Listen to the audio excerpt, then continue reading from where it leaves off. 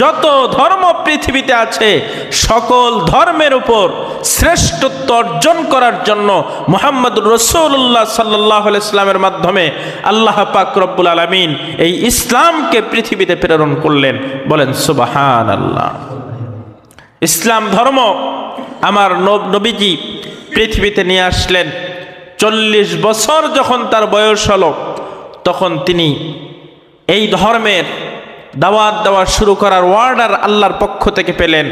হেরা গুহার মাধ্যমে আল্লাহ পাক রব্বুল আলামিন জিবরিল আলাইহিস সালাম নামক ফেরেশতা দিয়ে প্রথম কোরআনের আয়াত নাজিল করলেন, সূরাতুল আলাক। এই আয়াত পাওয়ার পর আমার নবীজি ধীরে ধীরে মানুষের মাঝে ইসলামের দাওয়াত দেওয়া শুরু করলেন। নবী আলাইহিস সালাম ইসলামের দাওয়াত দিলেন, পর্যায়ক্রমে প্রকাশ্যে ইসলামের দাওয়াত দিলেন। এক পর্যায়ে তিনি 23 বছর পর্যন্ত ইসলামের দাওয়াত দিয়ে তামাম পৃথিবীতে ইসলাম ধর্মকে একটা শ্রেষ্ঠ ধর্ম বলে প্রমাণ করে তিনি পৃথিবীর থেকে বিদায় নিলেন। বলেন সুবহানাল্লাহ।